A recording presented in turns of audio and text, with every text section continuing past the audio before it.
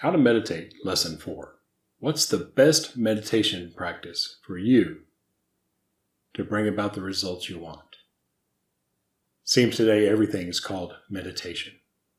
After we do our stillness practice, I'll look at the different types of meditation practices and which one may be best for you to bring about the results you're looking to bring about by starting to meditate. Stillness meditation is a 10-minute practice. We take 5 minutes and we put all of our attention, all of our intention, all of our focus on holding a spot in our mind's eye for 5 minutes. At the end of 5 minutes, we release that spot and go into stillness or no thought or absence of thought for 5 minutes. If you're like me, you have a difficult time seeing an image in your mind's eye. If that's the case, simply imagine or pretend that the spot or the image is there and put all of your attention on this imaginary spot in your mind's eye. I hope this helps. It caused me frustration for many, many years until I learned how to just imagine and pretend it's there. And it worked just fine because all of my attention was on imagining that image. Please join me in saying Reverend Bradley's request, after which we will meditate. Open, O Blessed Spirit, the spiritual eyes of my soul, that I may be released from the darkness overspreading me by the delusions of the outward senses, that I may perceive and understand those things spiritual.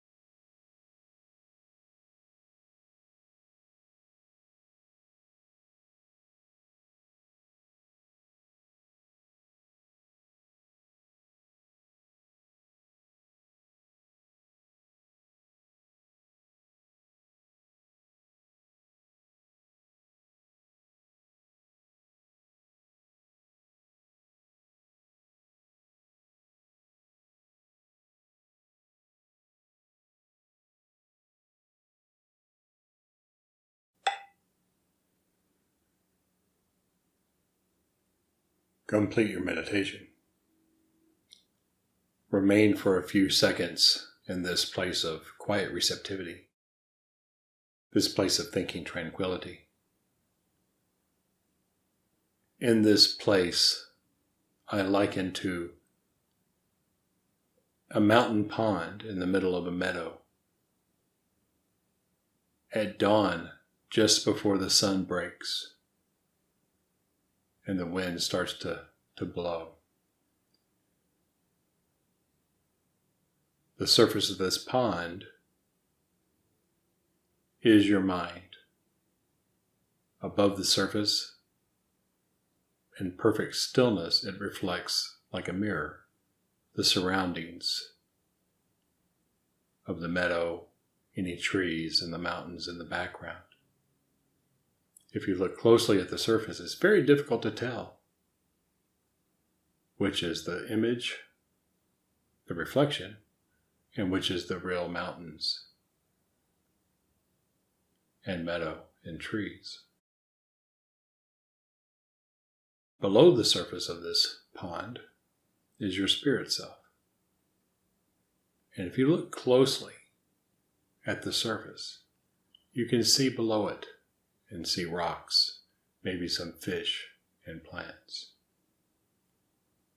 This place of quiet receptivity, of thinking tranquility, allow you to be on the edge, at the portal, at the spirit horizon, between your physical senses and your spiritual senses. In this place, you can take a look ahead at your day, what you've got planned.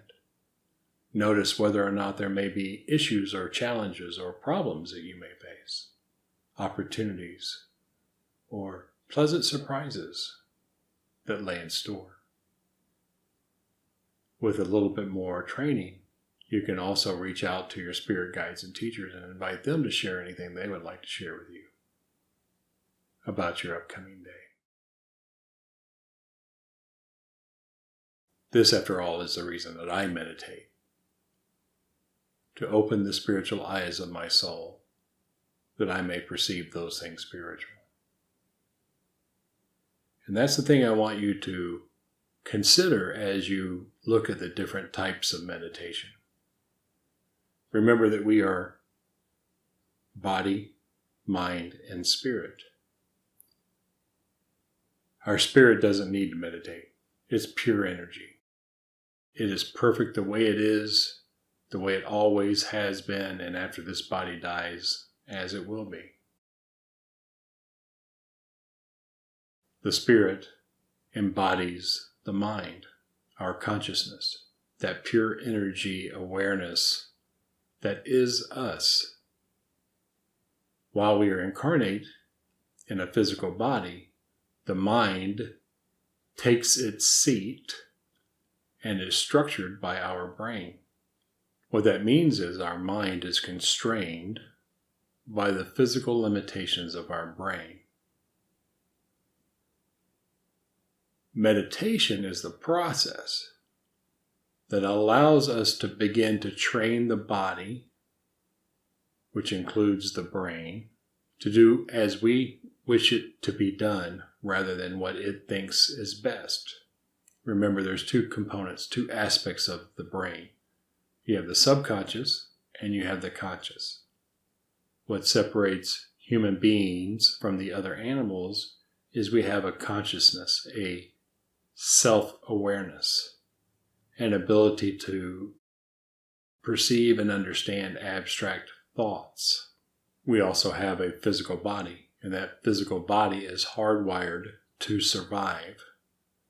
Many of our instincts for survival are hardwired into our genetic code and definitely reinforced by our training in our early childhood. So meditation comes in many different forms and many different shapes based on what it is you want to accomplish.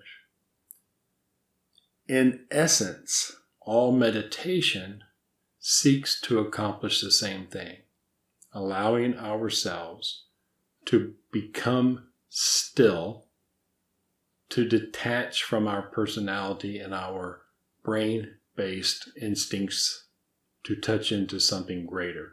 That something greater is a spiritual aspect. As with any destination, there are multiple ways to get there. There are many ways to the top of the mountain, to that place of spiritual awareness, that place of spiritual awakening, that place of spiritual knowing, to open the spiritual eyes of your soul. The different types of meditation allow us to accomplish different things depending on what it is we're drawn to. One type of meditation is strict posture. That's the one where you see the person sitting in a very strict posture. They're holding it motionless and allowing themselves to conquer the physical body. In my experience, many people who have experienced trauma are served by having a strict posture meditation with a qualified instructor, because this allows a detachment from past traumas that are held within the body, because focusing all of our attention on a strict posture allows us to differentiate between psychological pain and physical pain. They are separate. The next common type of meditation practice is some type of focused attention, whether it's counting your breaths in one, out one, in two, out two, or in one, out two, in three, out four. So basically you count your breaths in and out until you get to a certain number, and then you start again. If you lose your count, you start back at one without giving yourself any judgment or any harshness for losing your place. And for these types of meditation, I find that they're best for people with anxiety. They're best for people who overthink a lot, because the constant reminder of paying attention to your breath, in, out, in, out, in, out, 1, 2, 3, 4, 5, allows you to train your mind gently to focus its attention on one thing. It also allows you to begin the process of relaxing the physical body. And by relaxing the physical body, you allow yourself to let your guard down. You allow yourself to be present in this moment, mind, body, and spirit in one place.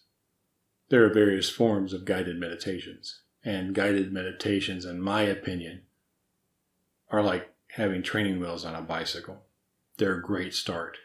They give you an experience of riding the bike or meditating without having to jump all the way in, without having to be at risk of falling over. But they really don't train you to become proficient at the art of bicycle riding or at the art and skill of meditation. Here's my concern around guided meditation, and it's simply this. Your mind is actively engaged in listening to the music and the words and the visualization. Because your mind is that active, paying attention to what's going on, even if you get into a quiet place of receptivity, your mind is still occupied with other things outside itself. It's not concerned with what's going on within. And all paths of meditation seek to bring us within. Having said that, guided meditation can be a very good way to warm up, if you will. So if you have a problem relaxing, you can play a little bit of music for a few minutes. You can play a guided meditation for a few minutes and really allow yourself to go through kind of a self-hypnotic, an auto-suggestive, a relaxation process that allows you to get the physical body here and now before you begin a silent type meditation or a bare attention type meditation where you're focusing on your breath or your posture. The other type of meditation that is out there, walking meditations, activity-based meditations, this is mostly the areas of mindfulness where you are keeping your mind, your body, and your activity all aligned in one area, paying attention to one thing that you choose. If errant thoughts come in, you release them. In my experience, this is a natural result of the stillness meditation that I practice. As I become more and more practiced and skilled at becoming here now in this moment, I naturally become more mindful. I naturally become more present in the moment, attentive to what I'm doing. So those are the basic types of meditations. You have a strict posture. You have a focused intent where you're counting your breaths. You have a guided meditation, which isn't really a meditation, but in my opinion, a preamble to a meditation practice. And then lastly, we have the stillness meditation practice, which, if you notice, has two components. First, a concentration component, holding one thought to the exclusion of all others. And then a stillness component where you quiet your mind and hold no thoughts whatsoever for 5 minutes. So it combines both a focused attention and a stillness practice. Now, the reason I do this, and the reason I was taught to do this, and the reason I'm teaching you to do this, is it's the fastest way to clear the mind, to clear the blackboard in your mind of all the different things that exist there, and allow you to connect with your spirit. Remember the illustration of the pond in the meadow in the mountains. Before the sun broke, before the wind started blowing. With no wind, a pond can be a mirror. With no thoughts, the mind can see clearly. The subtlest breeze will put small ripples on the surface of the pond. You can still see what it's reflected, but you have a harder time seeing what lies below the surface. The same with your mind. Just a few thoughts allow you to see things as they really are around you, but make it more difficult to see what's going on within you. And if you have a completely wild windstorm, the surface becomes so muddled you can't see the reflection of anything. You definitely can't see what's going on within. So that's why I practice and teach stillness meditation. It allows us to get to that quiet place. I like to call it the eye of the storm. And in the eye of the storm, the surface of the pond, the portal to your spirit, are perfectly reflective of the physical senses and allow you to see beyond the surface and to your spirit self. So that's a quick introduction to the different types of meditative practices. Moving forward, when I say meditation, I mean stillness. When I say any of the other practices, I'm really meaning a type of right thought. So for me, right or concentration, holding the spot, is a right thought. You're consciously choosing what your thought should be.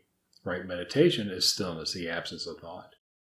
And if you're involved with mindfulness activities, a strict posture, a breathing activity, I consider that right action. And right action is a consciously chosen action that will get you a result. Allow yourself to embrace this new lifestyle choice, this new discipline, if you will, for meditation. It yields great results to those who master it.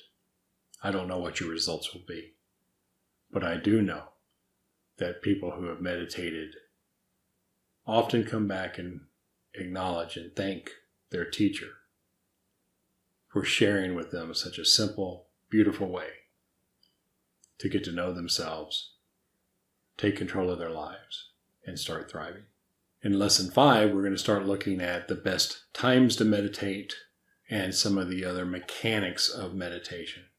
Posture, breathing, and more of the ins and outs of the practical, how do you sit for that long and how do you do what you need to do.